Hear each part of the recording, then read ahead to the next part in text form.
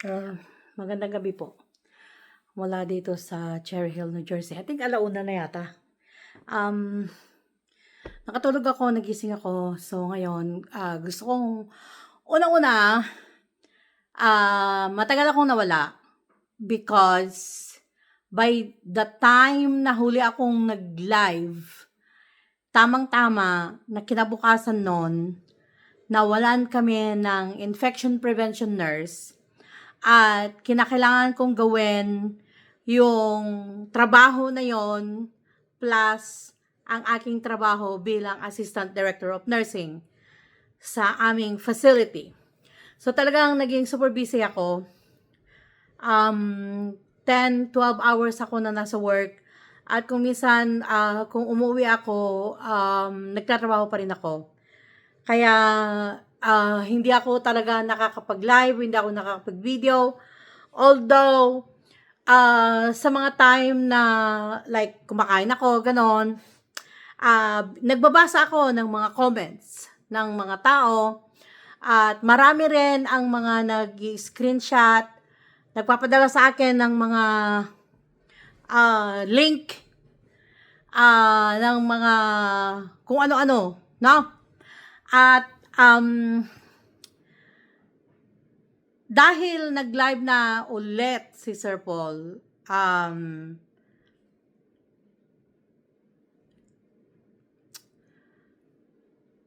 gusto ko sagutin ang mga issues na ibinabato sa akin isa-isa. So, gaya ng sabi ko, magla-live ako sa Sabado, pero gusto ko na sagutin ang isang bagay na pinupukol sa akin ng mga tao. Yung pagsasabi ng mga tao na bias daw ako, hindi daw ako nasa gitna, at kinakampihan ko lang si Sir Paul. Well, gusto ko pong sagutin yan. Unang-una, sa aking live na huli, hindi po talaga si Krishna ang pinag-usapan natin doon. Kung hindi, kaya nga yung title, yung ahas. Sino yung naging ahas sa Pugong Biyahero Team? So, ang topic talaga natin doon is si Dongs TV. So, ngayon, ang mga nabanggit ko doon, mga sarili kong opinyon na lahat tayo may mga kanya-kanyang opinyon. Kaya nga yung mga nambabash kung ano-anong sinasabi, hindi ako, alam niyo yung hindi ako nasasaktan or I don't care. I really don't care. The only thing is that gusto kong sagutin. Kahit na I don't care, I still wanna answer. Yes. Kaya sinasabi doon na tinawag ko na cheater si Krishna. Unang-una, hindi ko siya tinawag na cheater. Ang sinabi ko, kung ako sa aking asawa, kung merong bagay na hindi ko patatawarin ang aking asawa, is dalawang bagay. Yon, kung siya ay mag-cheat, at pangalawa, kung saktan niya ako physically. So, I was talking about myself, pero dahil ang mga tao gusto lang pakinggan kung ano yung gusto nilang pakinggan, hindi talaga nila pinapakinggan kung ano yung sinasabi ko. Alam niyo yun, yung narinig lang nila yung cheater, ikinonect na nila kay Krishna, which wala akong sinabing ganon. Now, kung bakit ko ito napansin, kahit for example, nag-post ako sa Facebook, dumating ang Department of Health sa aking trabaho. At ang ginawa nila, yung tinatawag na complaint survey. Nag-survey sila sa facility namin kasi may nag-complaint. Ngayon, kung sino yung nag-complain na yon, alam ko na yung tinanggal ko doon sa trabaho namin dahil mga palpak ang kanyang trabaho at may mga pasyente na hindi naging maganda ang kalagayan dahil sa kagagawan ng taong ito. So kaya, I terminated her. Tinanggal ko siya sa trabaho. Kaya ang sabi ko sa post ko na yon, na tinatanggal dapat ang anay. Kaya pagbasahin mo hanggang mabasa mo yung huli, resulted to a successful complaint survey. So kung ano yung sinasabi ko doon is about the job, pero ang interpretation ng mga tao, ibang mga tao, is si Krishna. Paano naging Krishna? Paano naging kasama sa complaint survey na yun ang binabanggit ko doon sa post? So, napansin ko na marami ang mga tao na titignan lang nila kung ano yung salita na gusto nilang makita doon and then i-connect nila sa mga bagay na wala namang connection. Gaya ng pagkasabi ko na yan, ulitin ko, I said, kung ako, may mga bagay ako na hindi ko pwedeng patawarin ang asawa ko. Yun ang una, cheating. Pangalawa, kung sasaktan ako physically. Now, kasi tinanong ako, dapat ba yung about the chance, si Krishna, Sir Paul, like, who am I to answer that? No? At paulit-ulit ko pang sinabi sa live na yon na habang may buhay, may pag-asa. Because who are we to say? Marami naman ganun Marami naman yung nagkalabuan, and then nagkabalikan, nagkasundurin, stuff like that. Naniniwala ako doon. Kung mangyayari yun sa kanila, then well and good. Kung hindi naman mangyayari, then may nilaan ang Lord na para sa bawat isa. So, kahit na hindi ko tinutukoy si Krishna doon, kundi ang tinutukoy ko doon ng sarili ko, i-connect na naman ng mga taong makikitid ang utak kay Krishna ang word na cheating na kahit wala akong sinabi. Ang pinag-uusapan ko sa live na yon is tungkol si Dongs TV, kat lalo na yung gumawa siya ng video na ang title ng video niya is pasesilosin ko si Pugombero. Kaya yun ang sinasabi ko doon, like, why are you gonna do that? Ikaw na, natulungan or naging grupo ni Sir Paul, bakit mo gagawin yon sa leader mo na gagawa ka ng video or even to think na pagsisilosin mo si Pugombero, that's not good. Yon ang mga focus ng usapan ng live na yon. However, like I said, gaya ng mga makikitid ang utak, kumuha sila ng isang salita at ikinonect nila sa wala namang connection, no? Yun ang sinasabi ko, yung sarili ko, kinonect nila, at ang nangyari naman, yung mga ibang tao naman, na nabasa lang nila yung mga comment ng mga hindi naman talaga pinakinggan maigi yung sinabi ko at nakiride on na lang sila. Okay. So, kahit kailan, lagi po ako na pumapagitna sa aking mga reaksyon. Kung meron mang masama sa isang bagay akong nakita, nire-reactionan ko pa rin siya ng kabutihan na may makukuhang aral sa mga masamang pangyayari na yon. So, never ako na naging one-sided. At kahit sa live ko na yon, I never, ever, ever even talk about Krishna. Pinag-uusapan natin doon ay si Dongs TV dahil sa live ni Sir Paul na sinabi niya na nagkagulo sa Mindoro dahil sa taong yon. No? So, it has nothing to do about Krishna na sinabi ni Sir Paul, pati ang Chris Pao na apektuhan. Yun lang ang sinabi ko ng pati ang Chris Pao na apektuhan. So, dahil sinabi yun ni Sir Paul, I didn't say na she cheated, I didn't say na he cheated. Ang sinabi ko pa, may nakita si Sir Paul kung bakit siya nagtampo at kung bakit naging ganon yung reaction niya na kayo mismo ang nanonood ang nagsabi, bakit ganon hindi niya pinapansin si Krishna. Kayo ang nagsabi niyan. Kaya ang sabi ko, hindi pwedeng wala siyang nakita dahil alangan naman, ano siya, yung basta-basta na lang na magagalit o magtatampo na walang dahilan. Of course, may nalaman. Of course, may nakita. Of course, may narinig. At knowing Sir Paul, hindi lang yun basta-basta maniniwala na sabi-sabi unless na meron siyang proof. So, yung sinabi na, dahil sa kaanohan mo, pagsasalita mo, kaya lalong nabash si Krishna. No! Wala akong sinabi na para sabihan ang mga tao na i-bash si Krishna, kung meron mang mag-bash kay Krishna, iyon ay dahil yung mga tao ay hindi naman sila tanga, alam nila kung ano yung napapanood nila, alam nila kung ano yung narinig nila, at nasasaktan ang mga taong ito para kay Sir Paul.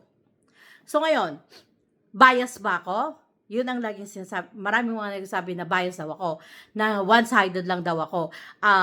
Pinapakinggan ko lang daw si Pugong Bihero. Hindi ako nagsalita. Hindi ako nagsalita. Kasi alam ko, ang katotohanan ay lalabas. Ano ang nangyari ngayon sa live ni Sir Paul? Kaninang umaga ba yun o kahapon? Ano ang nangyari? Tama ako o tama ako? Okay. Pangalawa, tungkol sa pagiging one-sided ko. Totoo ba na one-sided ako? No. Kasi, pumapanig ako. Ay, no. I'm sorry. Let me rephrase that. Totoo ba na one-sided ako? Yes. Pumapanig ako sa katotohanan.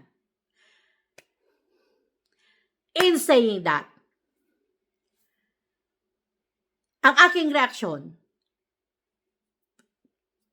I cover everything. Ang masama, ang mabuti, ang maganda, ang pangit, kinocover ko yan. Kaya yung pagsasabi na one-sided ako, hindi yan totoo. Ang pinag-usapan natin sa huling live ko is tungkol kay Dongs TV. Marami na lang ang mga syunga gustong maghanap ng sisisihin dahil hindi nasunod yung kagustuhan nila. Hindi nasunod yung, kasi gusto nilang diktahan ang pangyayari eh. Dahil hindi nasunod, naghanap sila ng sisihin at sinisa sa akin. I don't care. Again, I don't care. Kasi alam ko na tama ako. Now, si Sir Paul lang pinapanigan ko, I'm going to be very, very honest with you. Very, very honest. Yes. Kahit sino pa ang magpasama kay Sir Paul, hindi ko kakampihan ang tao na magsasabi ng masama kay Sir Paul. Kasi, nakita ko siya ng personal, nakasama ko siya ng ilang oras, na sa edad ko na to, sa totoo lang ha, malapit ako mag 60 years old. Sa edad ko na to, marami na akong experience sa tao. At nakasama ko si Sir Paul, alam ko ang kanyang pagiging genuine, ang kanyang pagiging totoo, ang kanyang pagtulong na makatotohanan. At kagaya nga nung nasa Davao kami, nakasama ko ang kapatid ko na doctor in psychology. Na meron siya, doctorate in psychology. I'm sorry, wrong grammar. Doctorate in psychology. Siya mismo, nakita niya ang genuineness ni Sir Paul sa pagtulong kasi in-interview siya. Now, in-interview na kapatid ko, si Sir Paul. Kaya, sasabihin mo sa akin, pumapanig ka lang kasi kay Sir Paul. My answer is yes. One-sided ako, I go with the truth.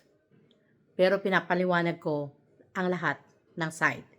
Kung ano yung personal ko na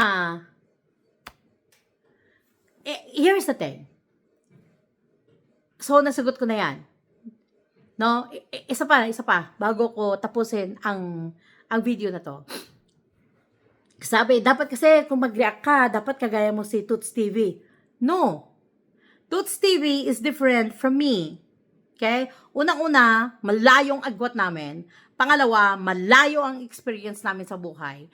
Pangatlo, hindi ako magsasabi ng mga bagay na matutuwa para lang matuwa ka.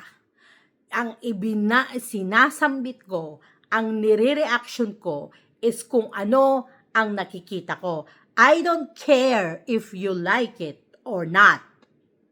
No? Ang ipinepresenta ko ang katotohanan. Kung gusto mo ng mga reaction na kulay rosas lahat, na mga reaction na gusto mo ay para lang sa kung ano yung maganda sa iyong tenga, wag mo akong panoorin. Ang mga gusto ko na manonood sa akin, is yung mga taong may malawak ang pangunawa. Ang dami eh. Actually, may mga sa 10 videos na ginawa ko na pagtatanggol ko kay Krishna, marami na, noong pa umpisa, marami na ang nambabash kay Krishna. Marami na. No? At yung 10 na yon na video na ginawa ko na halos lahat pagtatanggol kay Krishna. No? Pinagtanggol ko yung pagdila-dila niya, yung pagiging mahirap niya, hindi sila bagay ni Sir Paul, ang kakulangan niya ng aral, hindi sila bagay ni Sir Paul, ang relasyon, hindi sila bagay ni Sir Paul, ano ba yung mga sinabi niya, masyado siyang bata, hindi sila bagay ni Sir Paul, galaw-gaw, hindi sila bagay ni Sir Paul, ang dami ang pambabash bago pa nangyari ito, no? At gumawa ako ng video after video after video para ipaliwanag o para pagtakpan o ipagtanggol si Krishna. Ginawa ko lahat yon. Kaya walang pwedeng magsabi na, basher kasi yan ni Krishna mula ng umpisa. Kaya yung mga, sabi ko nga kaya hindi ako nagagalit sa mga nagko-comment ng ganun kasi obvious na hindi nila ako kilala at hindi nila ako pinapanood. Nagkikiride on lang sila sa mga nababasa nila. May nabasa silang ganun. Sige, nagsawsaw. Yon. Kaya hindi ako nagagalit. Kasi, yun yung paulit-ulit kong sinasabi. Hindi ko trabaho ang YouTube. No? Hindi YouTube ang hanap buhay ko. At, dahil nga, siguro kung ang mambash sa akin is, let's say for example, mga kaibigan ko o pamilya ko, siguro doon ako masasaktan. Pero kung yung mga taong hindi ko kilala at hindi naman ako pinapakain at hindi naman ako binubuhay, I really don't care. You have your own opinion. Opinion mo yan eh. No? Yung mga masasama mong pagsasalita sa mga comments mo, well, wala tayong magagawa. Ganyan ka pinalaki ng magulang mo eh. Wala kang pinag-aralan eh. Naiintindihan kita. Dahil kung may pinag-aralan ka, hindi ka ganun magsalita. No? Meron yung mga personal na atake, yung pagtawag ng butanding, pagtawag ng mataba. Like, it's true, mataba ako. Hindi ako masasaktan. Yung nagsasayang ka lang ng laway mo, no? Kasi hindi ako nasasaktan dahil totoo. Yun, ganun ako eh. Yung sa totoo ako. Kung ano ang katotohanan, nandun ako. So, that's me. Hindi ako magre-reaction ng maganda lang sa pandinig mo. Ang nire-reaction ko is kung ano ang katotohanan. Kung gusto nyo ang reaction ni Tots TV, well, that's fine. He's also a PB team. You know, suportahan natin ang lahat ng PB team. May kanya-kanyang flavor ang mga reactionist. May kanya-kanyang flavor ang opinion. Gaya ng mga opinion ninyo na iginagalang ko. Dahil yun, kung ano yung kaya ng utak mo, ginagalang ko yon. Meron pa, yung kagaya yung mga time na pinagtatanggol ko si Krishna sa mga videos ko. Malapit na. Pinagtatanggol ko si Krishna sa mga videos ko na sinasabi ko na dapat igalang natin siya kasi mahal siya ni Sir Paul, ganyan-ganyan. At maraming mga nag-comment na sabi, Ma'am Nora, kahit pa anong sabihin mo, sorry, sabi nila. Kahit pa anong sabihin mo, hindi ko siya talaga marespeto, sabi. Ito bago ito. Ito yung mga comment na to, bago pa nangyari ito. So, nagalit ba ako sa mga tao na sumalungat sa aking opinion? Of course not. Kasi, opinion nila yon. Pero yung pagkasabi nila ng opinion is nakita mo na malawak ang kanilang pag-iisip, na ginagamit nila ang kanilang edukasyon, merong paggalang sa kanilang mga kahit pa negative yung comment nila, pero may paggalang, doon ko nakikita ang iba't iba na klase ng pinag-aralan ng tao, pagpapalaki sa tao, paggamit ng kanyang pinag-aralan, kung ano ang totoong laman ng puso niya is sa mga comments ng mga tao. Kaya marami pa rin, natuwa pa rin ako sa mga nagsabi na, go lang Miss Nora, tama ka naman, doon ka lang naman sa katotohanan. Which is, that's true. That's me. Ngayon, kung merong 10 na maiwan akong subscribers na sa katotohanan lamang, I'm fine. I will not be affected. So what? Nag-umpisa naman ako sa wala eh. You know? So, again, magla-live tayo sa Saturday. Thank you for those who've been waiting for me. Nakatulog na kasi ako tapos nagising lang. Kaya I decided to have a video. So, maraming salamat. I'll see you on Saturday.